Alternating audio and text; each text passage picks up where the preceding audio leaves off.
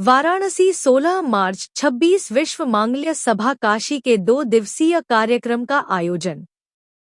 वाराणसी से नीलिमा राय की report, news UP आज तक। वाराणसी विश्व मांगल्य सभा काशी ये संघ का ही एक भाग है, जिसका आयोजन आज श्रृंगेरी मठ महमूरगंज में किया गया था। 2 दिवसीय प्रोग्राम। इसमें मुख्य अतिथि के रूप में प्रख्यात साहित्यकार डॉ नीरजा माधव, सुप्रसिद्ध लोक गायिका मालिनी अवस्थी जी आई थी। इसमें भारतवर्ष के कई प्रांतों से बहनें इकट्ठा हुई। काफी सांस्कृतिक प्रोग्राम भी किया गया और प्रभात फेरी भी निकाली गई।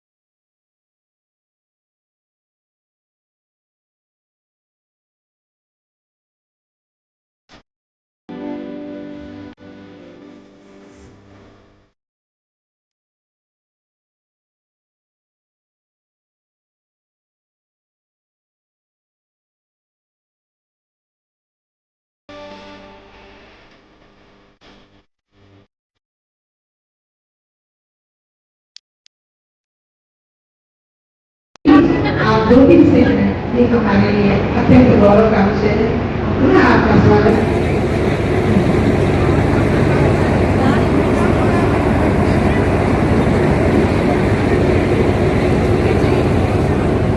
हमारे बीच मंच से जितने भी अतिथि बैठे हैं, सभी अतिथियों का स्वागत एवं अभिनंदन करते हुए समय को दृष्टि में रखते हुए हम लोकप्रिय गायिका, जन जन के हृदय में बसने वाली गायिका और लोक भाषा को लोक का जन्म है, लेकिन बड़ा लंबा सोहर में आपको उसका मुख्य बता रही हूँ।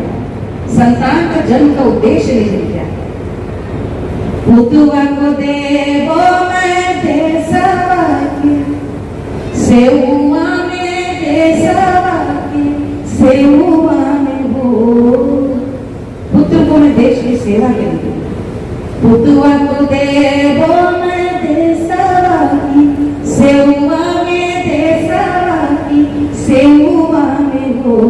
के ललना बाढ़ हुई है, देसवा के काम रही है, जन्म हमार सुफल हुई है वो।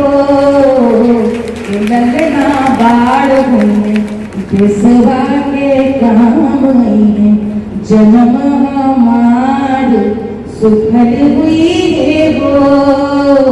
के ललना बाढ़ हुई, देसवा के काम हुई, जन्म हमार सुफल हुई है वो। मेरा पुत्र जिस दिन बड़ा हुआ, देश के काम आया, उसने इसको जन्म देने के लिए अपना जीवन में सार्थक माना। ये एक माँ को उद्गार है शिशु को जन्म देने के लिए। ये संतान जन्म उत्पत्ति के पीछे ढेर है हमारे समाज में। एक और सुबह मिलता है, वो बहुत स्त्री पुरुष के बीच का संवाद है। और श्रद्धेय पंडित विद्यानिवास मिश्र जी ने ऐसा माना है कि कौशल्या और दशरथ के बीच का संवाद है। उन्होंने ऐसा इसलिए माना है क्योंकि स्त्री पूछ रही है साहब से, साहब राजा ही हो सकता हो या अगर ये जो परंपरा रही है लोकचित्र में प्रभु राम समाये हैं। बड़ा सुंदर है। लोक धर्म क्या हो, मनुष्य का धर्म क्या है, और परोपकार ही या जन कल्याण ही कैसे भारतीय जीवन का आधार है। इस पर कितना सुंदर, ये भी सोहर माँ और पिता के बीच का संवाद है, यानी कि अभी तो पति पत्नी कोइया खाना ले कौन फल मोरे साहिब साहिब हो। कुआं खनाने का क्या लक्ष्य है, क्या उद्देश्य है?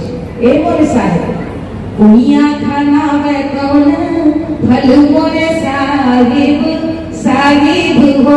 अरे झोकवन भरे पनाहन झोकवन भरे पनाहन तब फल मिले तब फल मिले सुनो हो। जब राह चलती जो परिवारन है वो भर भर नीचे उस कुएं से जल भर करके ले जाए, तब कुआं खनाने का अमुआ लगावे कौन फल मोरे साहिब साहिब हो। रागी बाटे चोला रागी बाटे चोला खइने फल मिले खइने सोना हो। अच्छा साहब ये बताओ कि आम का बाग या आम का वृक्ष लगाने का क्या उद्देश्य है? आम का वृक्ष लगाने की सार्थकता तभी है जब राह चलता पथिक भी आम को तोड़कर अपने भूख मिटा सके, तब जानो पेड़ लगाना साथी। ये जो आजकल लगता है ना फार्म हाउस में कि जिस राष्ट्र में स्त्री का अपमान होता है वह राष्ट्र पतन को प्राप्त होता है।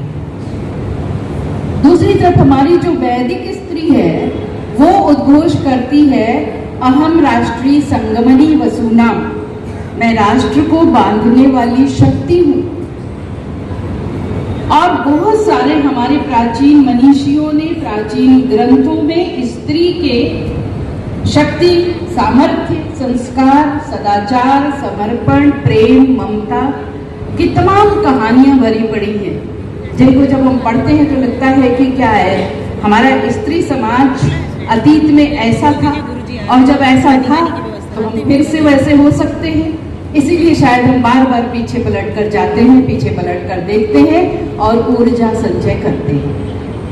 लेकिन हम सब जानते हैं कि हमारे वैदिक काल में ऋषिकाएं थी जिन्होंने मंत्रों का आविष्कार किया, जो युद्ध कौशल में निपुण होती थी, जिनके पास स्वनिर्णय का अधिकार था, स्वयंवरा होती थी, उनकी अपनी इच्छा है तो ब्रह्मवादिनी होती थी, उनका यज्ञोपवीत संस्कार होता था, ब्रह्म विद्या जानती थी, उनकी इच्छा पर था वो गृहस्थ आश्रम अपनाए या ना अपनाए। तो जो स्त्री इतनी स्वतंत्र थी कि वो अपना निर्णय ले सकती थी, सब कुछ अपने बारे में निर्णय लेती थी, फिर ऐसी कौन सी परिस्थितियां आई कि हमारे स्त्री समाज को आजादी के बाद विशेष रूप से यह भड़काया जाने लगा, भ्रमित किया जाने लगा कि स्त्रियों इस पुरुष समाज से सावधान हो जाओ, इसने तुम्हारे सारे निर्णयों पर अधिकार कर लिया है, ये तुम्हें स्वतंत्र नहीं छोड़ रहा है। और हम लोगों ने एक षड्यंत्र कहा जाए स्त्री विमर्श के नाम पर जो पश्चिमी नारा था, उसके भ्रम में आकर हमने भी सोचना शुरू कर दिया, हाँ हमारे साथ तो कुछ ज्यादती अभी हो रही है, हमारी स्वतंत्रता का हनन पुरुषों ने किया, जबकि सत्य बिल्कुल अलग है इससे।